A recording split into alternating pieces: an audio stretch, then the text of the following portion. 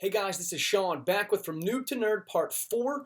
Last time we checked in, I was finishing up the pre-work, getting ready for class to start. So I'm really excited for this video because class actually did start. I've been twice so far this week, and I'm just really pumped. I can't wait to show you what I've done so far and the progress I've made. So let's get into it.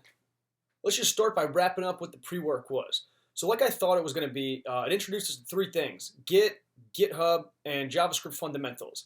So I'll go over very briefly what each of those is.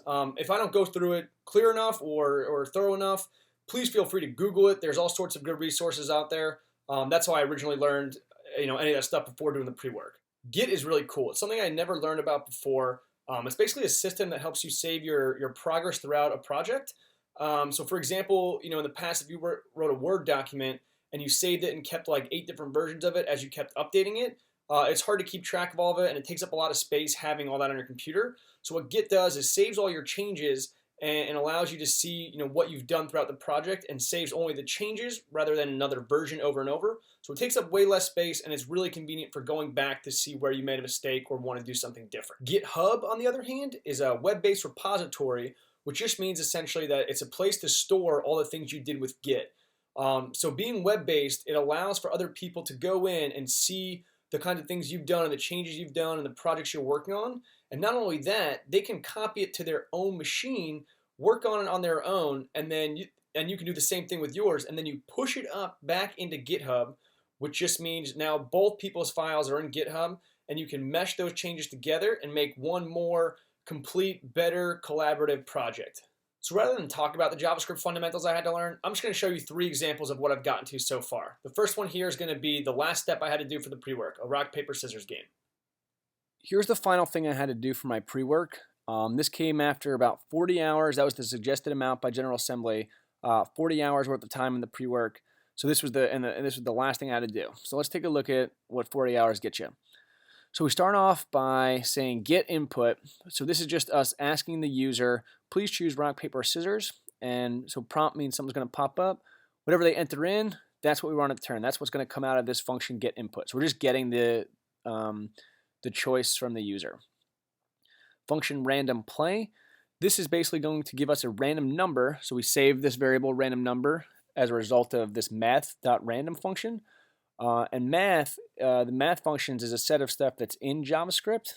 They come with JavaScript, and there's all sorts of stuff like rounding and stuff like that. So it's kind of a cool thing that comes with JavaScript. Here, this if statement, so we have if, else, else. What this is doing is based on certain conditions. So depending on the value of random number, we're gonna return a certain thing. So math random returns a number between 0 and 1. So if that number randomly is below 0.33, we want to return rock. Now, if this condition isn't met, it's going to go down the order and see what happens based on this else if. So say the number was 0.56 that came as a result of this. Since that doesn't meet this criteria, it's going to test it here and say, okay, well, 0.56 is lower than this, so we're going to return paper. And then finally, because we know math.random only goes from 0 to 1, if this condition isn't met and this condition isn't met, we know it's going to be higher than 0.66, so we want it to return scissors. So that's this random play. It gives us the number, or whatever number comes out of it, or it's going to assign it to rock, paper, scissors as the computer's choice. So get player move and get computer move are very similar. You can see get player move gets input. So that just goes to this function and asks what the player wants. Get computer move randomly assigns rock, paper, scissors to the computer based on what comes out of this math.random function. And so then let's take a look at get winner. As you can guess by the name, get winner just basically picks who's going to win, computer or player. And so you'll see here 2 things get passed into it: player move and computer move. So once those things get passed in, we use them within the function to help us display what was chosen. So we got this variable winner, and you're going to see based on what the computer chose and what the player chose, we want to return a certain winner. So we have a whole big series of if statements, and there's if statements within if statements, else if within if. So it's kind of a little bit of a maze if you're not familiar with this. Let's just take a look. So this whole if statement goes from this brace to this brace. And what we're worried about here is if the player moves scissors. So if player chooses scissors, this is everything that we want to happen. So if the player chooses scissors and then the computer chooses scissors, we want that to be a tie. So winner is going to be assigned to tie. So now let's look next. So say the computer doesn't choose scissors, we don't have a tie.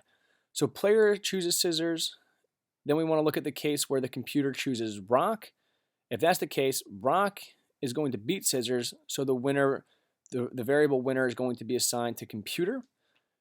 And then if we choose scissors as the player, and then the computer doesn't have scissors, and the computer doesn't have or the computer doesn't have rock, then we know the computer has to have paper, and in that case, the player would win because scissors would beat paper. The rest of this get winner function is just a series of these things being repeated. So here's if player chooses scissors, here's if player chooses rock, and so on. And then it just compares them and gives us a value of winner. So it helps determine who's the winner, player or computer. Finally, this is kind of the meat and potatoes of our program here. Function play to 2 means we want to figure out, we're going to play this game over and over until somebody gets to 2 wins. Okay? So let's take a look at here. We've got 2 variables, player wins and computer wins.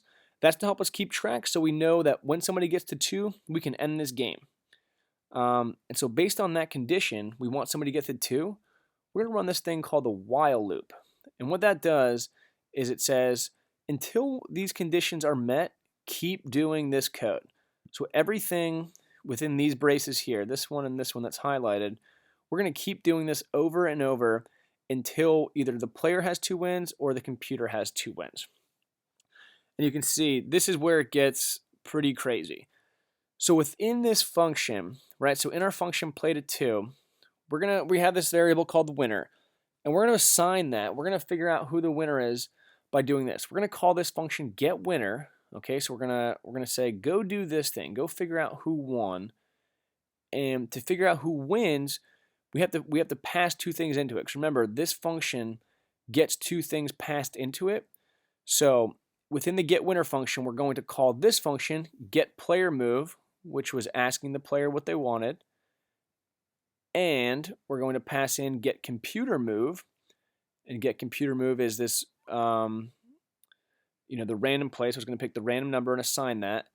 So we're going to get rock, paper, scissors for this, rock, paper, scissors for this, plug those values into the get winner function, go plug in rock for this, scissors for this, figure out who's the winner, and then return that based on all that.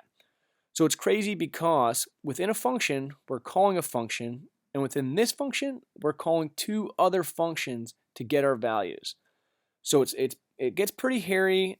It's definitely not the most simple way to do this, and I learned that today when we did a different version of rock, paper, scissors. It took way less time, but I think the goal here was to get used to functions nested inside of or being called within other functions. So that's kind of how we determine who the winner is, and then based on the result of this, we figure, okay, well, if the winner was player, we want the player wins to be bumped up by 1. If the winner was computer, we want the computer wins to be bumped up by 1. And if nobody was the winner or the winner was tie, we want it to say how boring, a tie for this round, and no one's win total is getting bumped up. So again, here's the while loop. The while loop doesn't end till here. So before it goes back up and does it again, we're going to give a score update and say the current score is however many player wins we have, and the computer has this many wins. Okay, so it keeps doing this over and over until one of them gets to 2. And then once that happens, the while loop doesn't do anything with the person that gets to 2. All it knows is that once one of these guys gets to 2, get out of the loop. Okay? So then the final last step here of this function play to 2 is we got to figure out, well, who actually won? So if the player wins was the variable from here that got to 2, we say player wins the game, and else computer wins. And the reason this just says this and not computer wins equals 2 is we've gotten out of the while loop, so the only way we could have gotten out of it is if player wins was 2 or computer wins was 2. And since player wins is 2 is going to give us this message, the only other thing left is computer wins is 2. So then we can say computer wins. And then finally, This is us calling the function, so let's go ahead and see how this game actually works. So we're going to run it. So please choose rock, paper, scissors. We'll go with rock. So I chose rock, computer chose scissors. Player wins, so the score is 1-0. Please choose rock, paper, scissors. Let's go with paper. Oh, wow. Okay, so we just won. Computer chose rock, so player wins this round. Current score is 2-0, therefore player wins the game. Guys, that was my whole program. Again, this was after 40 hours of learning on my own and being kind of walked through the process and getting built up on the JavaScript fundamentals.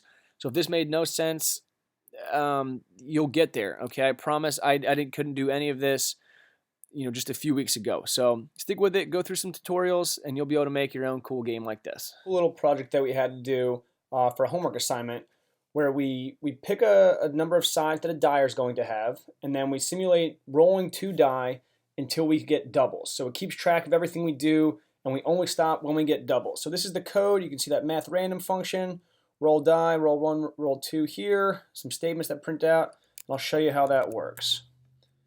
So here, if I just call it, I'm not going to get too much into the code just for the length of the video's sake. Call it, it asks us how many sides do you want your die to be. So let's say we have a 10-sided die. We roll it, and wow, this one took a while, but you can see here it logs everything that happened. So on roll 1, die 1 was 2, die 2 is 6, and so forth and so forth. And you'll notice that none of these are doubles until the very end. On roll 34, we finally got doubles. We got die 1 is 3, die 2 is 3, and then it says we got doubles, blah, blah. It took us 34 rolls. So that was another cool project we did. That was, I think, our 3rd day homework assignment, and you can just kind of see the progress from the first little program till this one here. Project I'll show tonight. This is a simulation of a game Pickup Sticks, where the idea is 2 players take turn. There's some number of sticks on a table, and you take turns picking up 1, 2, or 3 sticks, and the goal is to not be the last one. Again, I won't spend a ton of time going through the code. This video is already kind of long, so let's just see how it functions. You can see some while loops. We got pop, unship. These are things that happen to arrays. So you can just kind of see how things are advancing a little bit, and things are a bit more complex. Still pretty basic intro stuff, but it's cool to see a new level of complexity and the steps the projects are taking. So this is pretty cool. Let's see how this works. All right, so we're just going to reload the page. You can see here it comes up. How many sticks do you want? So let's try to break it. So it says between 10 and 100. Try 9, too low. Let's try 180. That's too high. Okay, so that works. We have to pick a valid number. Let's go with 12. All right, now it says turn is player 1. There's 12 on the table. How many want 1, 2, or 3? Again, let's try to break it. So 0 doesn't work, not a valid amount. Still player's 1 turn. Let's say for the sake of quickness, he takes 3. Now it's player's 2 turn. There's 9 left. He'll take 3. Player 1 will take 2. And now player 2 here, there's 4 on the table. The goal is not to be last, so he'll pick up 3. Player 1 stuck with the last 1. There are 0 sticks left. Player 1 picked up the last stick. Player 2 wins. And that's the game. That's the last project I'm going to show tonight. I just wanted to give you guys an idea of the projects that we have and the assignments that we're doing, and you can kind of see the progression from the very basic stuff up until this, still relatively basic program, but I'm proud of it. It took me quite a bit, and it's a functioning game. So there you go. So that's an example of some of the things we've been working on in the first few days. I know this video is a little bit longer, so if you like the shorter versions or the shorter videos, let me know. I'm happy to keep them shorter. If you like the longer versions where I talk a bit more about the projects we're doing, also let me know that. I'm happy to change it and give people what they want and let people, just kind of get updates on whatever they want. So look forward to making the next video. Hopefully this weekend coming up, after I've done a full week, I'll get one out and let you know what's going on. Thanks.